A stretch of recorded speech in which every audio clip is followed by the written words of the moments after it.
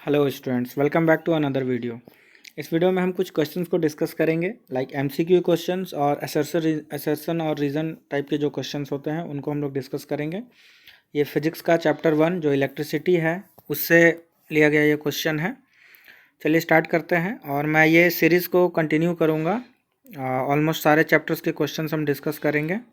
Okay, सो यहाँ पे पहला क्वेश्चन आता है, electrical resistivity of a given metallic wire depends on. So resistivity जहाँ भी हमें दिखता है तो ये सिर्फ और सिर्फ नेचर ऑफ मटेरियल पे डिपेंड करता है, ना कि उसके थिकनेस, लेंथ और शेप पे। बिकॉज रेजिस्टिविटी जो है वो उसके कैरेक्टरिस्टिक फीचर हम मानते हैं, या कैरेक्टरिस्टिक फीचर वो होता है। नेक्स्ट है, identify the circuit in which the electrical components have been properly connected.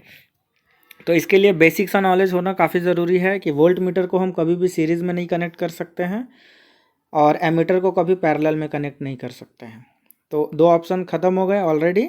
अब बचा दो ऑप्शन में सब कुछ ठीक लग रहा है। अगर हम साइन को देखें अच्छे से दोनों में, तो यहाँ पे निगेटिव टर्मिनल से कनेक्ट करेंगे तो यहाँ पे निगेटिव साइन दिखेगा, तो इसीलिए ये वाला हमें सही करना है और ये वाला गलत हो जाएगा, क्योंकि इधर निगेटिव टर्मिनल से कभी पॉजिटिव वैल्यू हमें नहीं मिलेगा।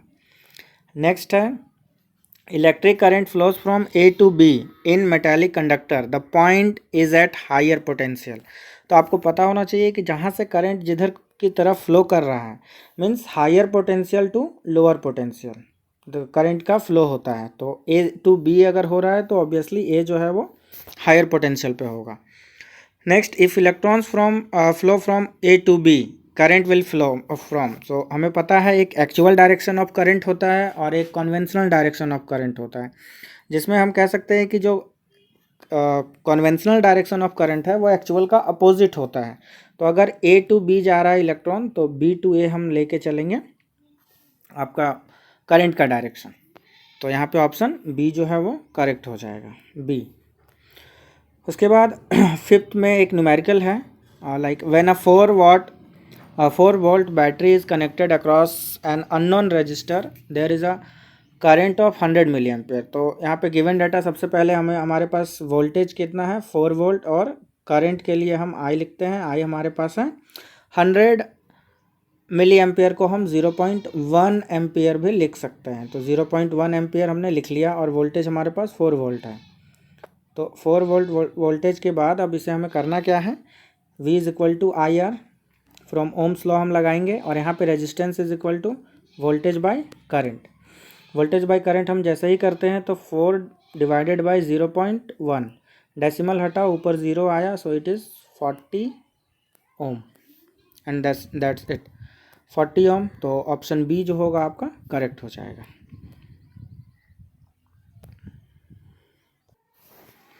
यस, और ये क्वेश्चन आप देख सकते हैं कि ये सीबीएसई सैम्पल पेपर 2019-20 में भी आ चुका है, तो इम्पॉर्टेंट क्वेश्चन की कैटेगरी में इसे रख सकते हैं। नेक्स्ट क्वेश्चन है कि एक सेल, एक रेजिस्टेंस और एक की को और एक एमीटर को हमने अरेंज किया है। तो अरेंजमेंट कुछ इस तरह से है, नंबर 1, नंबर 2 एंड नंबर 3। अब ऑप्शन में आपको ये बताना है कि सबसे ज़्यादा एमीटर में करंट का वैल्यू किस में होगा। तो ये इसको हम ट्रिकी क्वेश्चन कह सकते हैं कि एमीटर सबसे पहले देखना है कि सब में वो सीरीज़ में लगा है या नहीं।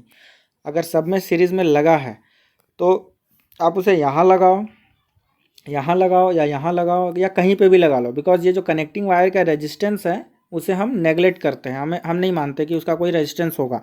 लेकिन ऐसा नहीं है कि प्रैक्टिकली उसका कोई रेजिस्टेंस नहीं होता है ऑब्वियसली, बट हम मानते नहीं हैं। तो यहाँ पे ऑप्शन होगा कि सभी केसेस में जो उसमें जो वैल्यू आएगा वो सेम मिलेगा। ठीक है, नेक्स्ट आता है assertion and reason type question. तो सबसे पहले असर्शन रीज़न टाइप के क्वेश्चन में अगर किसी को प्रॉब्लम है कि असर्शन रीज़न क्वेश्चन किस टाइप से होते हैं, तो असर्शन रीज़न में दो कैटेगरीज बने होते हैं बेसिकली। एक असर्शन होता है मीन्स स्टेटमेंट होता है, और सेकेंड वन रीज़न, मतलब उस स्टेटमेंट का वो कारण है या नहीं। अगर है तो ठीक है, नहीं है तो भी ठीक है। इसके 4 तरह से इसका ऑप्शन आंसर दिया जाता है, like both A and B are true and A and R is there, not B.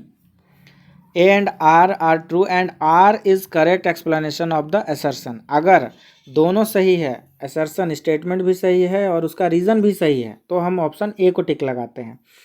अगर असर्शन और रीज़न दोनों सही है लेकिन रीज़न जो है वो उसको एक्सप्लेन नहीं कर रहा है अच्छे से। पहले केस में रीज़न उसको अच्छे से एक्सप्लेन कर रहा है, सेकंड केस में रीज़न एक्सप्लेन नहीं कर रहा है तो सेकंड लगाएंगे।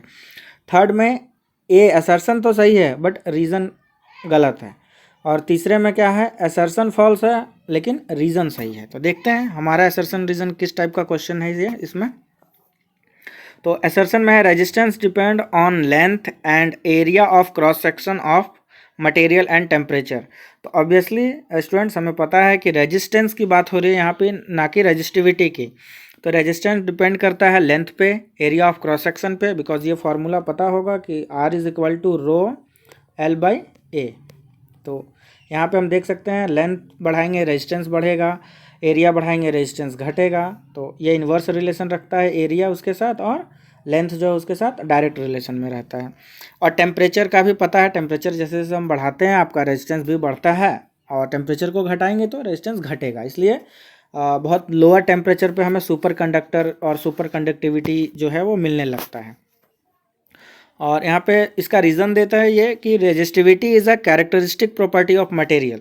तो रेजिस्टेंस का जो डिपेंडेंस है इन चीज़ों पे, इसमें रेजिस्टिविटी का कोई रोल है नहीं, बिकॉज ये उसका कह सकते हैं कि कैरेक्टरिस्टिक फीचर है। तो इसके हिसाब से हमारा मतलब कि दोनों सही तो है, रेजिस्टिविटी का जो मतलब कैरेक्टरिस्टिक फीचर है ये बात सही है, पहला वाला भी सही है स्टेटमेंट, लेकिन आर जो है वो करेक्ट एक्सप्लेनेशन नहीं बनता है हमारे असर्शन के लिए। ठीक है, तो यहाँ पे बी ऑप्शन हम लगाएंगे। और सेकंड क्वेश्चन के लिए, fuse wire is thin and has high resistance, yes, alloy do not oxide readily at high temperature। Okay, so अभी यहाँ पे जो फ्यूज़ वायर है वो थिन होते हैं और उसका रेजिस्टेंस भी हाई है। चलिए बढ़िया, अच्छी बात, ये मतलब सही बोला इन्होंने। लेकिन alloy do not oxidize radially at high temperature, तो इसका कोई मतलब यहाँ पे बनता नहीं है। क्यों नहीं बनता है यहाँ पे इसका मतलब, क्योंकि फ्यूज़ में किसी तरह का ऑक्सीडेशन से हमको लेना देना नहीं है। Fuse wire simply heating effect पे वर्क करता है। अगर करंट एक लिमिटिंग वैल्यू से ज़्यादा हुआ तो जो हमारा फ्यूज़ वायर है वो कहीं ना कहीं से मेल्ट कर जाएगा, मेल्ट करेगा तो सर्किट ब्रेक हो जाएगा, और सर्किट ब्रेक होगा मतलब इलेक्ट्रिसिटी का सप्लाई ख़त्म, और जो भी एक्सीडेंट्स होने वाले थे ओवरलोडिंग के कारण या शॉर्ट सर्किटिंग के कारण वो नहीं होगा। तो इस कंडीशन में भी आपका है तो दोनों सही, असर्शन भी और रीज़न भी सही है, लेकिन आर का कोई लेना देना नहीं है असर्शन से। तो आज मैं इतने ही क्वेश्चंस करा रहा हूँ और आपके रिस्पांस पर डिपेंड करेगा स्टूडेंट्स। अगर आप लोग चाहते हैं कि मैं और भी डिफरेंट क्वेश्चंस लेके आऊँ, लॉन्ग क्वेश्चंस भी, तो please comment and like subscribe